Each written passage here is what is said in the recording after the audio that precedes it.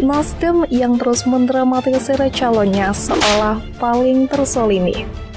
Saya sudah membantu menjelaskan semua yang saya tahu, semua sudah saya sampaikan dalam rangka mendukung KPK menuntaskan seluruh kasus korupsi. Dalam konteks Caimin, sebetulnya kita kasus tiba-tiba muncul dari KPK. Ini betul proses hukum atau ini politik? Jadi gambaran konstruksi hukum itu dipanggilnya itu dalam rangka untuk penyidik ada gambaran yang utuh. Jadi terlalu jauh kalau berpikir masalah yang lain-lain.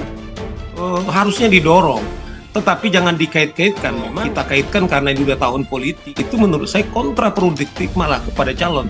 Sekali lagi kami tegaskan, ini tidak ada kaitannya sama sekali dengan proses-proses politik maksud, begitu ya. Oleh karena itu kami berharap semua pihak untuk menahan diri. Jangan sampai kemudian membangun opini, membangun narasi seolah-olah kemudian kerja-kerja KPK disangkut pautkan dengan proses politik yang sedang berlangsung. Panggilnya Muhaimin oleh KPK ini bukan politisasi hukum, tetapi proses hukum biasa. Muhaimin itu ya diminta memberi keterangan saja. Kalau memang katakanlah kita yakin kawan-kawan PKB firm bahwa Imin atau Caimin tidak berbuat atau tidak diduga, harusnya harus didorong. KPK betul menjadi alat penegak hukum dalam konteks pemberantasan korupsi atau dia menjadi alat politik? Menurut saya politisasi hukum itu artinya menggunakan hukum sebagai alat politik untuk kepentingan politik. Sedangkan ini kasus ini kan sudah lama, tersangkanya sudah ada. Jadi karena ini proses hukum jadi menjadi sambungan-sambungan. KPK lembaga penegak hukum. Dalam bidang penindakan itu politik bukan wilayah kami. Jadi sama sekali tidak ada kaitannya proses-proses politik yang sedang berlangsung. Ini nggak ada politisasi, ini proses hukum biasa. Lebih baik sekarang diperiksa seperti Pak Anies tempo hari. Kalau memang tidak ada persoalan hukum dan beliau tidak ada terlibat, ya tidak perlu ragu. Senang sekali bisa kembali membantu KPK dalam menjalankan tugasnya. Kami selalu berusaha untuk bisa membantu KPK. Anies Rashid Baswedan yang urusan Formula E jelas tidak ada masalah apa-apa, kemudian seolah dipaksakan, kan? Juni Plate ditetapkan tersangka. Kawan-kawan Nasdem juga mengatakan yang sama kan politisasi. Nyata jaksaan membuktikan sampai sekarang kasusnya kan ada di pengadilan sudah sebagai terdakwa.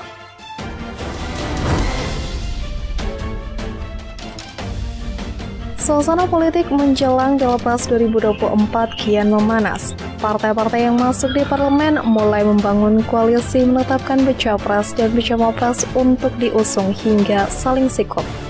Majunya Caimin sebagai bacawa pres untuk mendampingi Anies Baswedan di Pilpres 2024.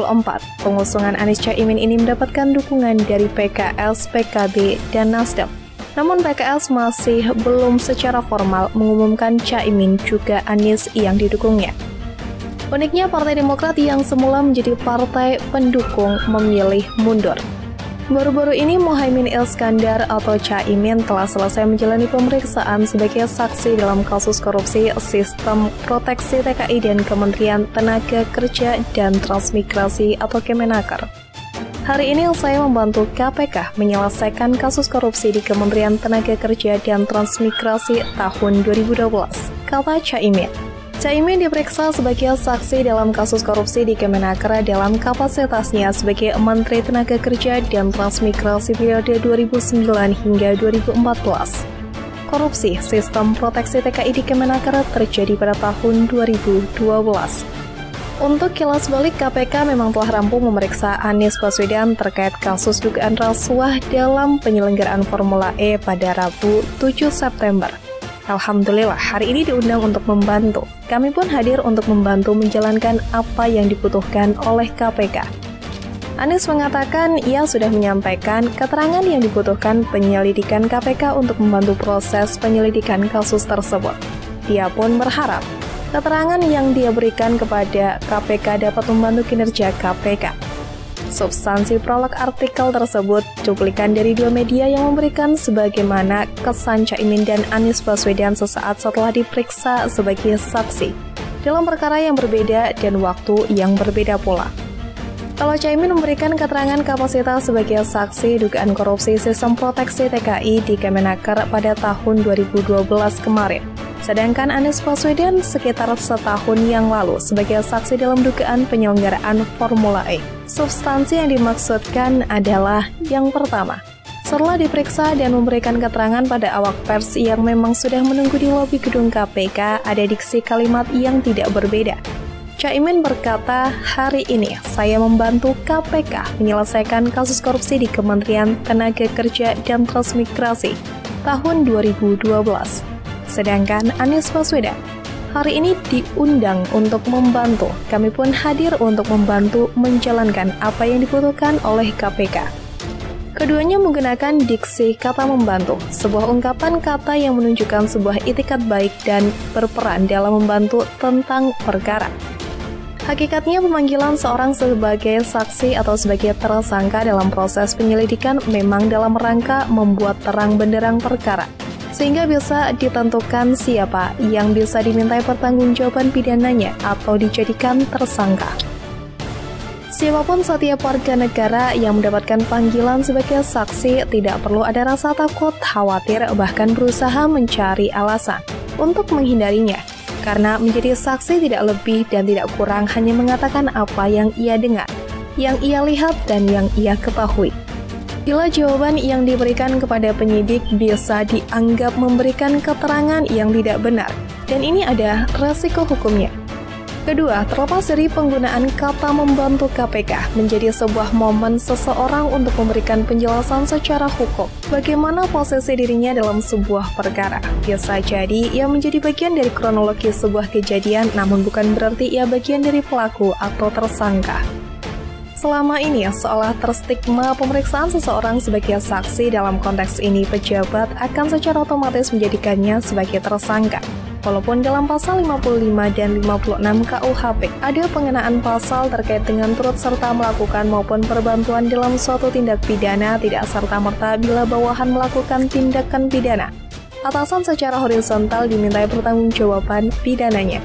Penyidik akan menggali dan menyelesaikan batas-batas tanggung jawab pribadi dan tanggung jawab pidana melalui anasir perbuatan yang dibuktikan dengan minimal 2 dari 5 alat bukti yang sah sebagaimana diatur dalam pasal 184 KUHP, keterangan saksi, keterangan ahli, surat petunjuk, dan keterangan terdakwa.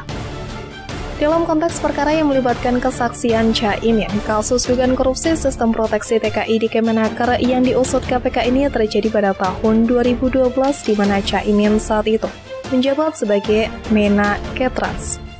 Lembaga anti rasuah sudah menetapkan 3 orang sebagai tersangka dalam kasus ini. Pertanyaannya sekarang, akankah status Caimin ditingkatkan sebagai tersangka oleh KPK? Ini yang tentunya sangat ditunggu oleh publik. Lebih-lebih pihak-pihak yang mengaitkan bahwa perkara ini sudah tidak murni lagi karena sangat bersentuhan dengan aroma politis. Memang sah-sah saja mengaitkan kedekatan momen penerbitan surat perintah penyidikan dengan deklarasi Caimin sebagai cawapres. Untuk menjawab pertanyaan tadi, tentu saja itu ranah penyidikan yang tidak mungkin diekspos. Ikuti saja proses tersebut tanpa harus selalu berprasangka bahwa KPK tidak murni dalam penegakan hukum. Dalam hal ini tentu ada pertanyaan balik kepada pihak-pihak yang terus menyerang KPK seolah perkara ini tidak murni penegakan hukum dengan pertanyaan pertama. Secara umum bukankah penunjukan kasus tertentu bila secara substansi memang sudah terpenuhi anasir dari unsur perbuatan pidana yang dilakukan oleh seseorang? Akankah perkaranya dibiarkan saja? Tetap ia melenggang dan tidak perlu dimintai pertanggungjawaban pidananya. Kedua, selama tindak pidana tidak daluarsa penuntutannya, adakah yang salah dengan penyidikan untuk tetap mengajukan perkara tersebut hingga memperoleh kepastian hukum? Bagaimana dengan tersangka lain yang sama-sama melakukan tindak pidana tadi sudah diproses hukum, sementara yang lainnya tidak tersentuh oleh hukum di mana rasa keadilannya? Dalam posisi perkara yang mengundang perhatian publik, aparat penegak hukum dalam konteks yang berwenang menangani tindak pidana korupsi, KPK, Kejaksaan, atau Kepolisian menjadikan sebuah perkara dengan pola skala prioritas tentu menjadi sebuah pilihan, seketika memang banyak perkara yang harus ditangani. Tentu syarat utamanya tidak tebang pilih. Untuk menjawab ini sangat subjektif, karena selalu ada muncul perdebatan mana perkara yang tebang pilih, mana yang prioritas karena mendapatkan atensi publik. Selalu saja akan mendapatkan dan dihadapkan pada kondisi seperti itu. Kembali ke permasalahan diksi membantu KPK yang dilakukan Caimin dan Anies Baswedan. Untuk menjelaskan duduk permasalahan yang sedang dilakukan penyidikan menjadi sebuah tindakan yang perlu diapresiasi, tanpa perlu memperdebatkan apakah proses tersebut murni penegakan hukum atau bukan.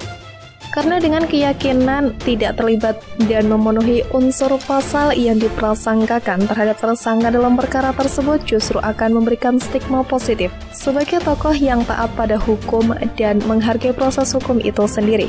Bila memang tidak ada bukti, beberapa kali pun diminta keterangan, tetap saja statusnya tidak akan berubah sebagai saksi. Sebaliknya, siapapun orangnya, apalagi public figure yang menghindari proses hukum dengan berbagai alasan menghindari pemanggilan oleh aparat penegak hukum, maka akan timbul penafsiran.